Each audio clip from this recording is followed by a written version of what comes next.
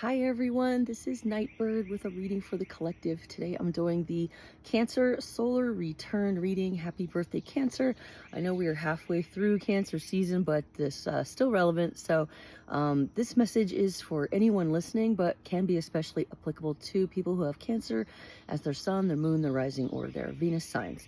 But it can also indicate the general energy of the time that we're in right now during Cancer season, or during a Cancer that might be important in your life. So it is interesting and I think useful to know the signs of the people in your life and the sign that we're in right now. So you can start to get a read on those energies in a more intuitive level. So if that calls to you, do a little study and find out what you discover. So we're going to do, as usual with the solar return readings, the White Sage Tarot. And when I opened the tin, it was like a snake in the box or a jack in the pulpit or whatever that you crank and it just boom, they went everywhere.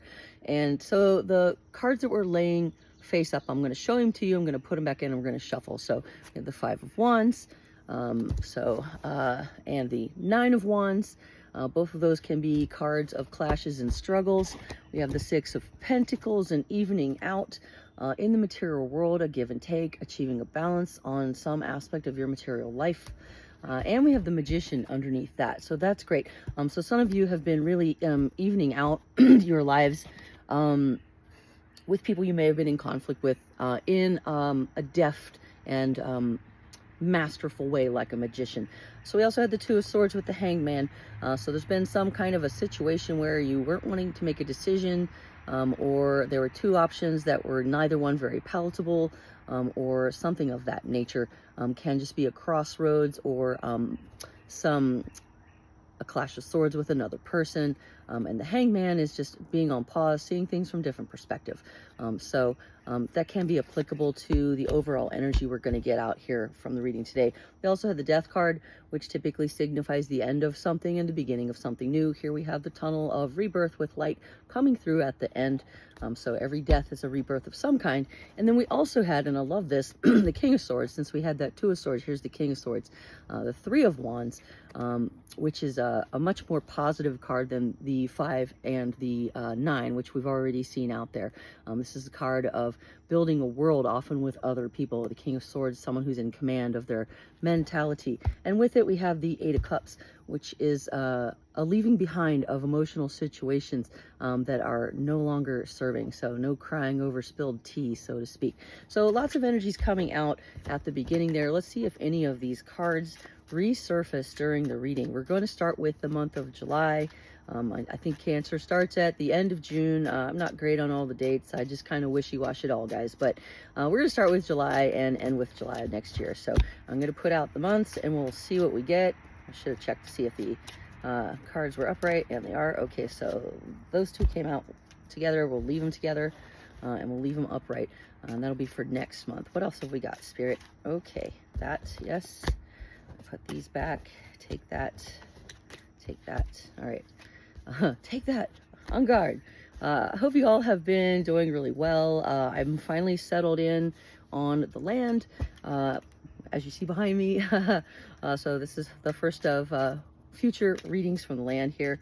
And it's been quite a process. So the Spirit's telling me to shut up and not talk about myself and just get into the cards. And I didn't really say, you know, shut up in my head or anything like that. I'm just like, I'm getting distracted. Okay, so can't be a reading unless I drop things on the ground. I'm going to keep that together that came out, and then we'll put that one down there. All right. And then a couple more cards. All right, this one's come up and in reverse, making a mess.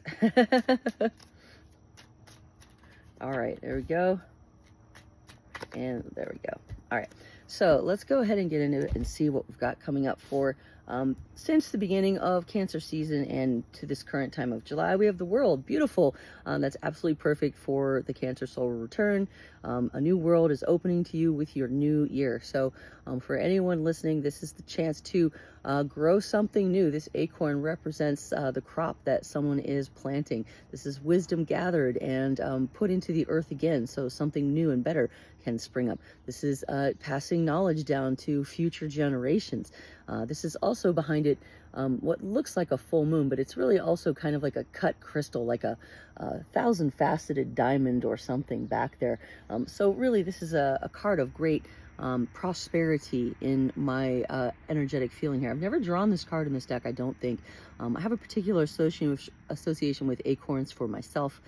For me, they are little houses for fairies, and when you find one, it's a message from the Fae world, but they can also symbolize many things for many other people, particularly those who are having oak, the tree, as part of their spirituality, such as Celtic religions and things. They have an oak king, so could be relevant to you as well. So starting off with the world, really good. For August, we move on to strength and the Eight of Pentacles. Love this. Could not be a better combination. This is saying that through your own personal power, you are building a masterful part of your material world in some aspect. So this Eight of Pentacles is usually a person who's at their workbench and they're putting in the time and they're developing their craft, they're honing their skills. And this strength card is also indicative of having the inner strength to do it indefinitely. You can keep going through something that might seem like a bit of a everyday drudgery, but it also has the feeling of having tamed a part of yourself that wants to be a beast. So perhaps you are getting into a lot better work mode or a lot more disciplined towards something in your material world. Maybe you're really cracking down on your eating or your exercise habits, or maybe you're really quitting smoking and you're taking the strength to do that. Maybe that's what you're doing, one day at a time, and putting in the effort one no at a time. So whatever that means to you, August is a really good month for continuing to put in the work in the material world situation that may present having to master yourself, may present having to show your willpower, in order to drive the direction of your world. So another example of that would be at work. Perhaps you are having to really push through on projects and show your mettle. So August can be a great time to do just that. All right, in September, we have the Four of Swords. All right, so after that push, we've got some rest and relaxation coming up. Relaxing, letting the tension fall out, taking a lie down, putting down the swords, and taking a break between rounds. So September, for me, it's going to be the dog days, I guess, that as an interpretation, it's going to be a little bit of a time to lie low and enjoy the last part of summer as it breathes its way into cooler temperatures that'll come later. So Four of Swords is also a card about reflection. It's a card about having come back from a battle and thinking about what it is that you've been through. Typically in the regular tarot deck, the Rider-Waite deck, the Four of Swords shows a man who's gone off to battle and come back, and he's laying on his tomb, and he holds vigil during the night in the tomb that he would have, put his body sent back to if he had died, but he did not. He survived, and he is thinking about that, meditating about it, maybe praying about it, maybe giving thanks for it. We can't know because he's in that chapel alone. So in September, whatever chapel it is you may need to enter to think about the battle that you've just been through, that's something that could be very helpful as we're moving into the fall. All right, so I think I skipped October in here completely, so my chart is going to be off, so I should probably get the pen and fix that. I'm just going to fix that because I don't want to say things wrong. Okay, so we're going to put October in there, and we're just going to move this up and be November there. So, okay. So October, after the Four of Swords, we have the Five of Pentacles. Okay, so Five of Pentacles can be a feeling of being left out a little bit in the material world somehow, or feeling lack, or feeling kind of a survival mode in your energy. This can be about also not seeing what resources are around you that you could tap into in order to receive help. In the classic Rider-Waite illustration, there's a lady and a baby outside of a church, or I'm sorry, a lady and another beggar on crutches outside of a church window, and they're in the cold and they're without help. But if they would just walk around the corner and, you know, open the door of the church, there would be warmth inside. There would possibly be people to help them, but they do have to seek it out. So it could be that in October, you need to seek out some help in a situation that feels like you're being left out or not getting what you need in some way, guys. So with this being Pentacles, that could be materially, it could be something having to do with your health or your household or your finances. Maybe you're feeling like you're not getting that raise that you deserve at work, so you need to go to the boss's door and go in and ask for it. That could be something that's holding you back. The 5 can also, you know, most 5s can talk about personal stumbling blocks and things that trip us up. So it could be that you're not being assertive enough in a situation that you might need to be assertive in your material world. So that is for you to consider and for you to know. So moving on to November, here we have the moon, which is returning to a time of reflection and introspection, like we saw with the 4 of Swords, but at a much deeper level. On this card, I think that is Horus, who's typically a sun god, but I guess has an aspect of the moon as well. I probably shouldn't botch the deities like that, so if you know that I'm wrong, just drop it in the comments, guys.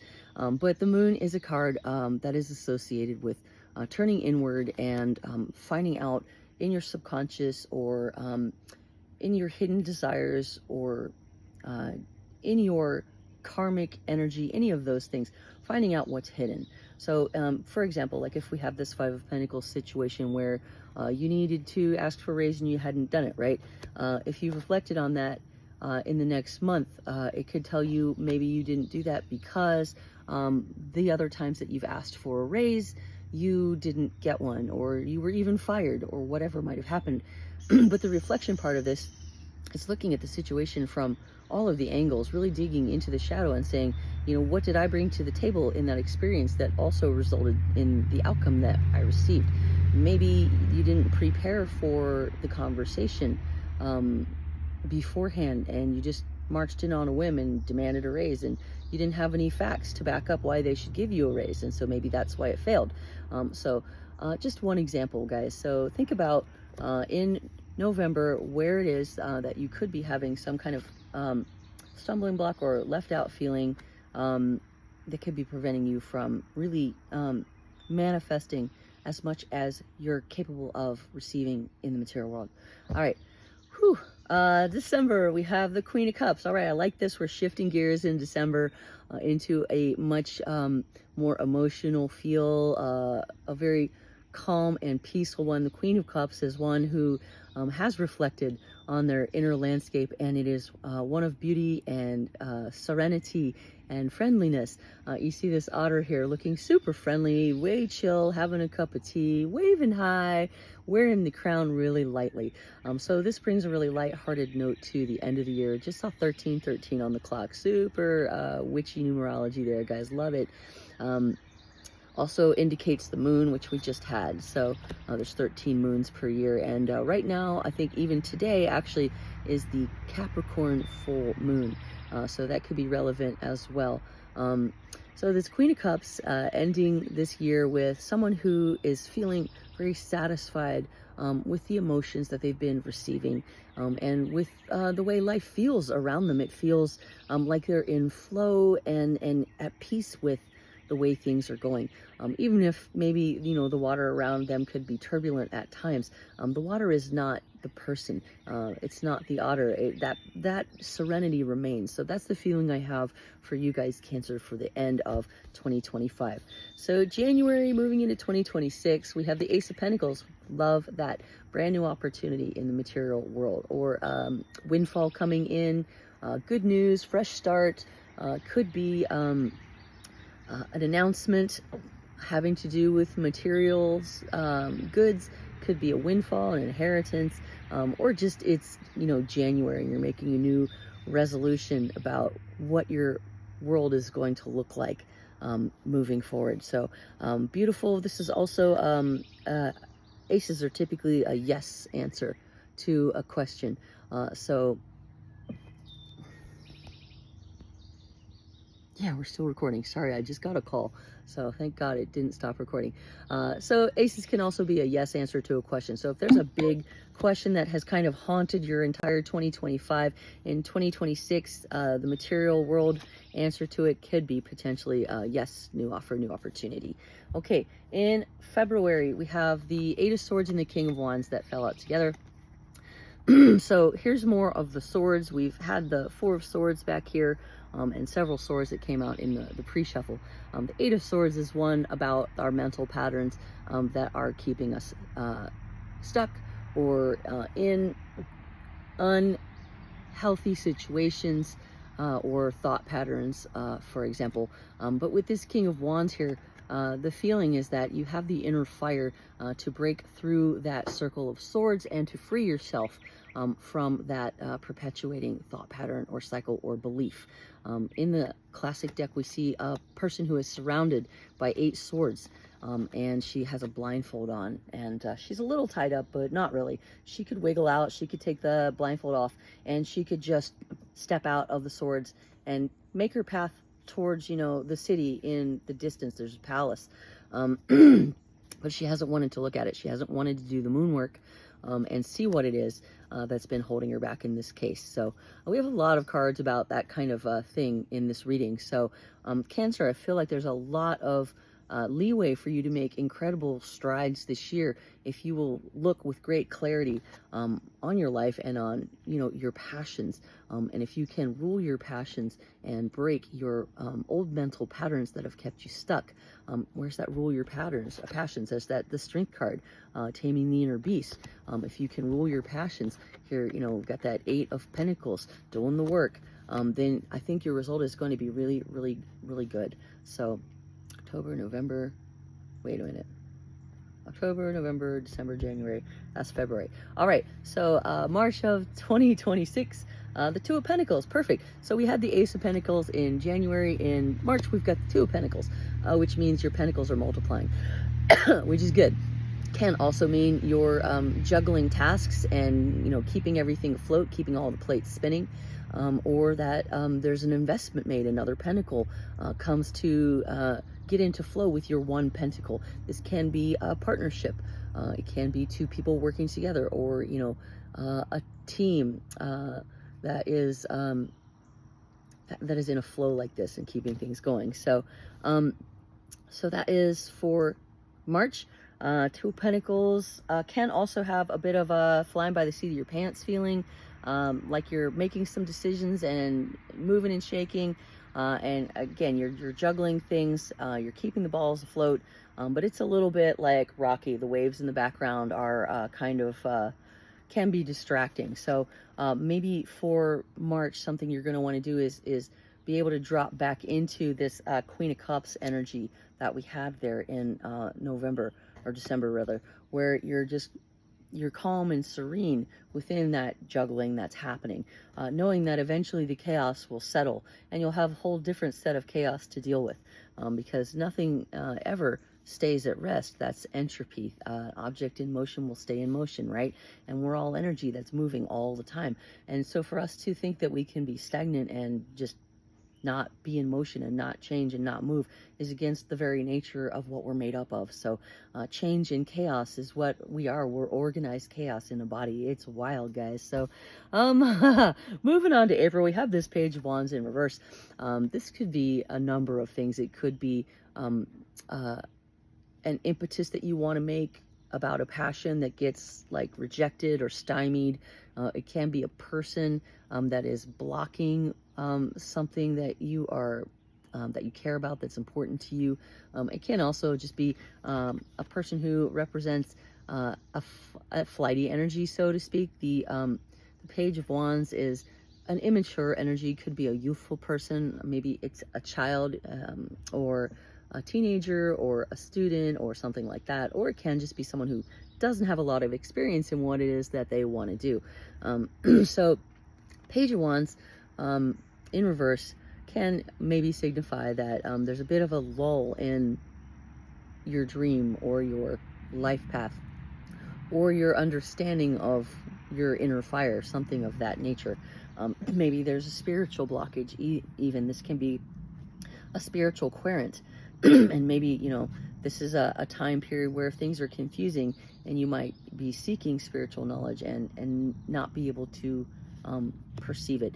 And if that is the case for you in the next spring, where you're looking for guidance and you're not particularly finding it, definitely think about the meditation aspect and resting in a peaceful and serene energy. You can use as a model any figure from history or religion who you feel embodies that. If you think it is the Buddha, you can practice embodying the Buddha energy. If you think it is Kuan Yin, you can practice embodying the Kuan Yin energy.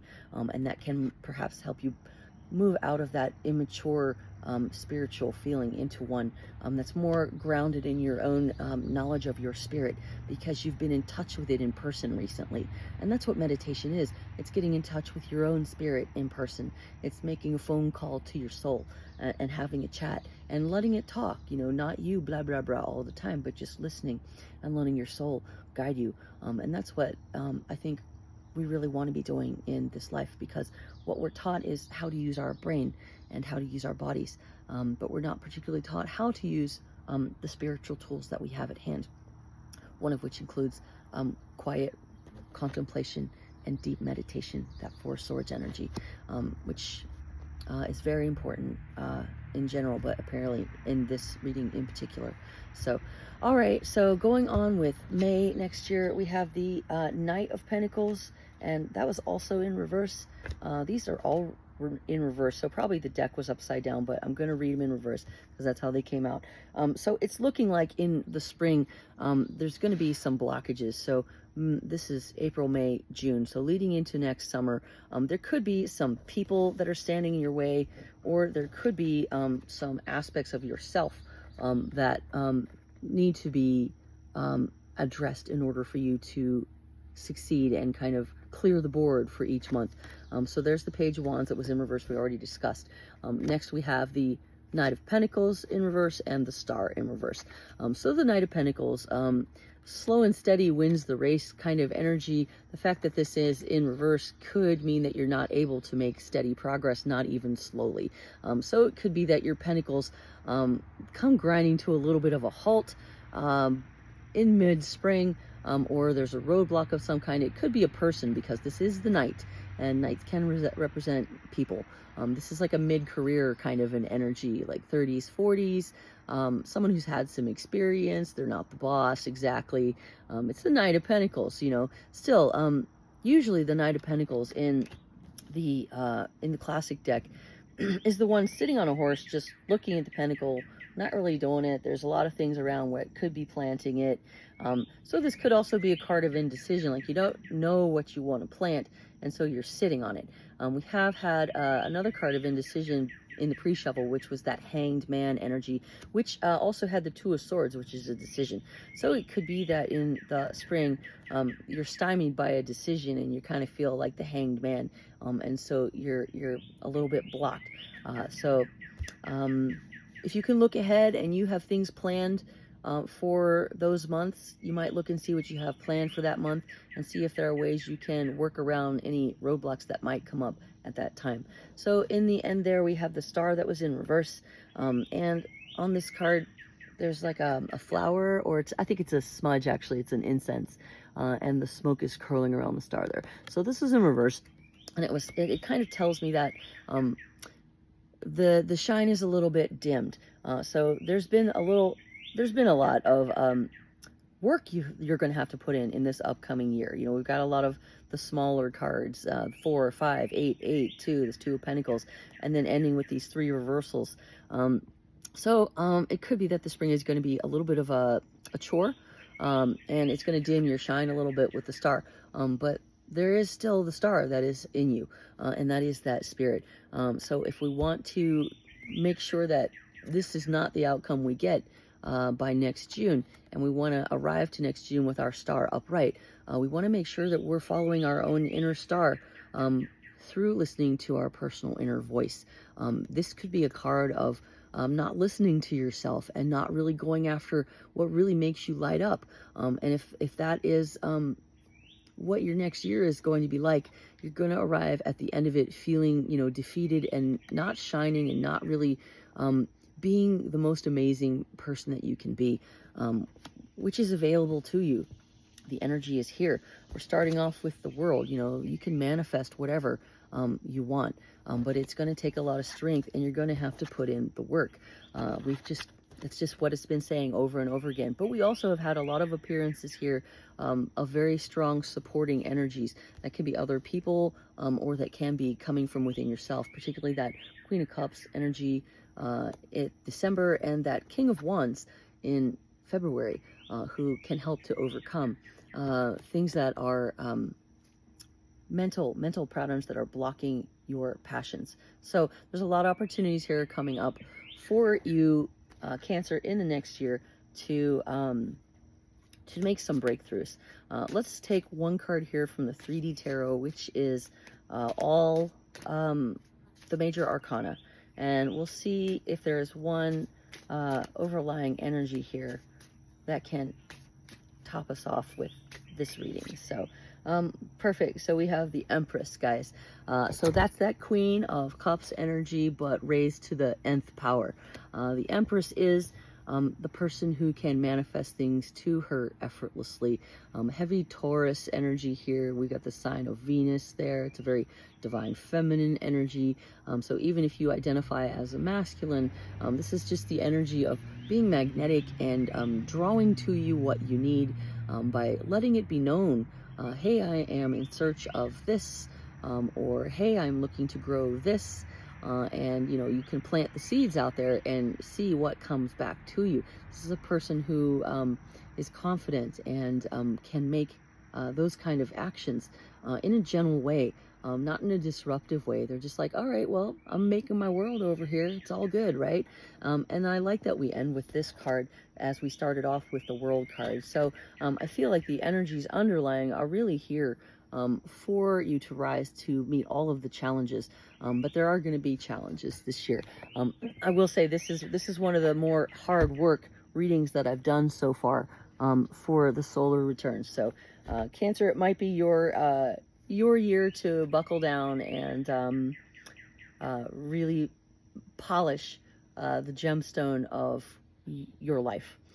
So in the Moonology deck, we have the last quarter moon in Gemini, which says clear your mind.